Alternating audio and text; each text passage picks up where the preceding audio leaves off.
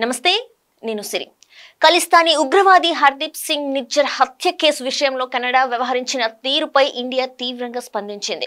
నిజ్జర్ హత్య case అనుమానితుల్లో Bharat high commissioner పేరును Canada చేర్చడంపై తీవ్ర అభ్యంతరం వ్యక్తం చేసింది. తమ దౌత్యవేత్తల్ని దోషులుగా చేసే ప్రయత్నం కెనడా చేస్తుందని, దీనిని తీవ్రంగా వ్యతిరేకిస్తూ ఇండియాలోని కెనడా దౌత్యాధికారులను ఈ నెల 19వ తేదీ అర్ధరాత్రి వరకు ఖాళీ చేసి వెళ్లిపోవాలని ఇండియా విదేశాంగ శాఖ ఆదేశించింది. అలాగే కెనడాలో ఉన్న భారత దౌత్య అధికారులను వెంటనే ఇండియాకి తిరిగి వచ్చేయాలని సూచించింది. దీంతో కెనడా ఇండియాల మధ్య దౌత్య సంబంధాలు దెబ్బతిన్నాయి. ఈ మొత్తం వ్యవహారంలో అగ్రరాజ్యమైన అమెరికా జోక్యం చేసుకుంటూ కెనడాకి మద్దతిస్తున్నట్టుగా అమెరికా ప్రకటించింది. ఇదే అంశంపై అమెరికా విదేశాంగ శాఖ ప్రతినిధి మాథ్యూ మిల్లర్ మీడియాతో మాట్లాడారు. కెనడా ప్రధాని జస్టిన్ ట్రూడోకు అనుకూలంగా అమెరికా స్వరం కలిపింది. నిజ్జర్ హత్య కేసు దర్యాప్తుకు న్యూఢిల్లీ సహకరించాలని అమెరికా ఇండియాను అభ్యర్థించింది. కెనడా ప్రధాని జస్టిన్ ట్రూడో భారత దౌత్యాధికారిపై చేసిన ఆరోపణలు అత్యంత తీవ్రమైనవన్నారు అమెరికా విదేశాంగ శాఖ ప్రతినిధి మాథ్యూ మిల్లర్. ఖలిస్తానీ వేరుపాటువాది నిజ్జర్ దర్యాప్తుకు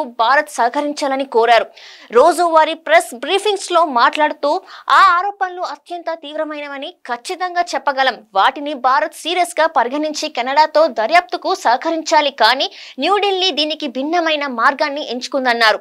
తాను ఈ అంశంలో ఇరు దేశాలు బహిరంగంగా చెప్పిన దానికి అదనంగా మరేమీ వ్యాఖ్యానించనని, అయితే ఇరు దేశాల మధ్య సహకారం ఉండాల్సిన అవసరం ఉందని మిల్లర్ స్పష్టం చేశారు.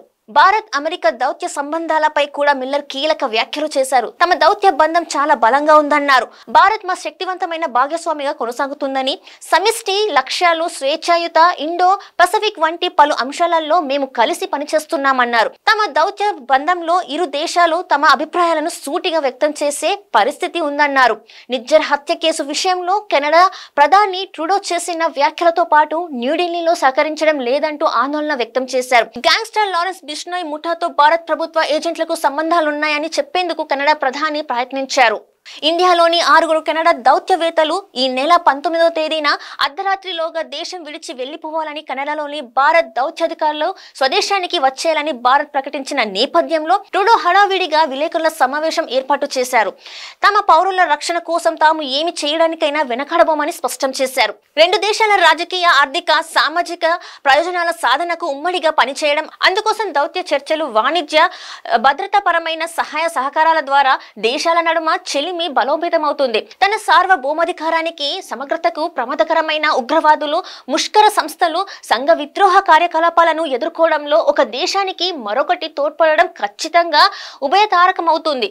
ఆ మేరకు పాటించాల్సిన అంతర్జాతీయ దౌత్య విలువలు, ద్వైపాక్షిక సహకార విధానాలను కెనడా ప్రభుత్వం ఖాతరు చేయడం లేదు సరికదా.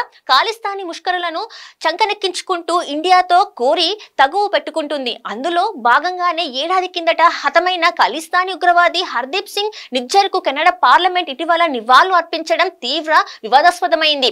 ఈ నేపథ్యంలోనే నిజ్జర్ హత్య కేసు అనుమానితుల జాబితాలో భారత్ హై కమిషనర్ పేరు చేర్చేందుకు కెనడా ప్రయత్నించి కయ్యానికి కాలు దువ్వినట్టు కనిపిస్తుంది. హత్యలు మొదలు బాంబు పేలుల వరకు అనేక అకృత్యాలకు పాల్పడిన ఖలిస్తానీ ఉగ్రవాది హర్దీప్ సింగ్ నిజ్జర్ రవిశర్మ పేరుతో తప్పుడు పాస్పోర్ట్ తీసుకుని కెనడాలో ఆశ్రయం పొందాడు. అతనికి పౌరసత్వం కట్టబెట్టిన కెనడా ప్రభుత్వం అతడి హత్యకు సంబంధించిన ఇండియాపై నిరాధార ఆరోపణలు చేస్తుంది.